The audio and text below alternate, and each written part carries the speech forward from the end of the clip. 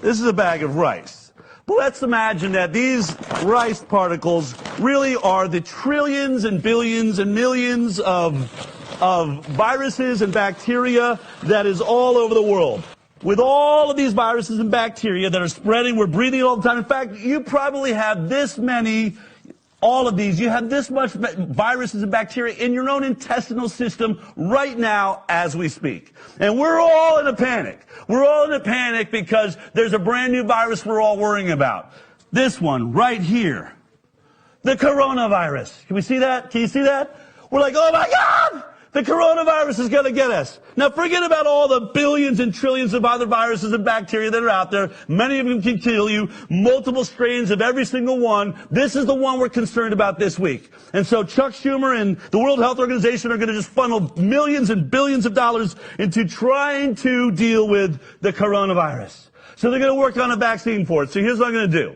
Let's just say they come up with a vaccine. I'm going to paint this little piece of rice red, right? This one is now a vaccine-preventable illness. Coronavirus is. Everybody in the news will be going, we did it! We've done it! We've come up with a vaccine for the coronavirus! We've changed the world! We're all safe now! And they'll put it into the world. And I'm thinking, what the hell did that just do? There's literally billions and trillions of other things that can kill you because you got one red rice flake and you have a vaccine for one of these. We're all jumping up and down like we're suddenly saved. This is moronic.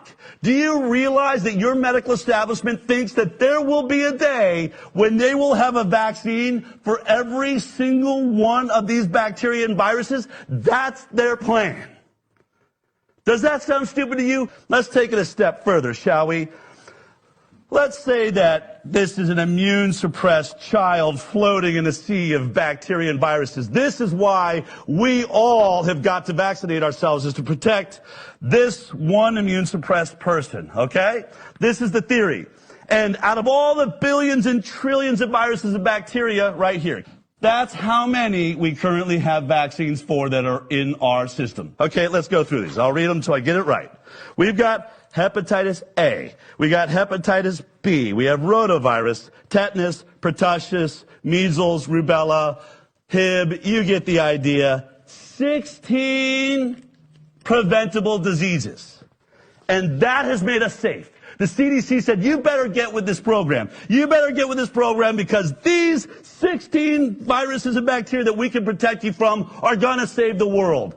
And I'm looking at all of this and saying, how can you be so stupid to say that? This immune-suppressed child at school is not protected for any of these others, just the vaccine preventable ones. And somehow the anti-vaxxers are putting us all at risk because they won't take those 16 vaccines for those viruses and bacteria. And we're all saying, but what about the other trillion?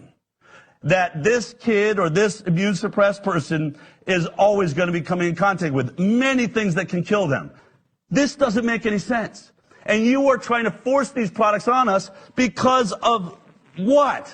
Literally a drop of water in an ocean.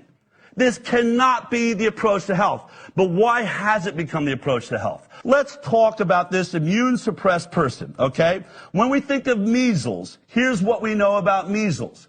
That back in 1961, when they looked at the stats on measles, you could say that 1 in 500,000 people died because that's the entire population. Or if you were infected, 1 in 10,000 of those being affected would end up dying. So 1 in 10,000, otherwise known as a 0.0001% chance of dying if you catch the measles. Okay? Now let's think about that. Let's think about, we are talking about the immune-suppressed person is the 0.001% of us. Can I bring up a chart of people? Can I show you this? Bring this up here. Can we see this over here? Where am I looking? Right there? Right there. Okay.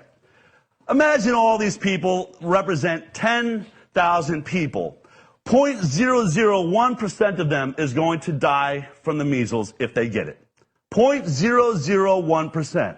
Why didn't pharma make a product for the 0.0001% of us? Why didn't they take care of that person? Because the 999% of us do just fine with the measles, end up having lifelong immunity, which creates herd immunity. Why didn't they just take care of the 0.001%? You know why. Because this wouldn't make as much money as this. This is what makes pharma money. Instead of taking care of that one person, make every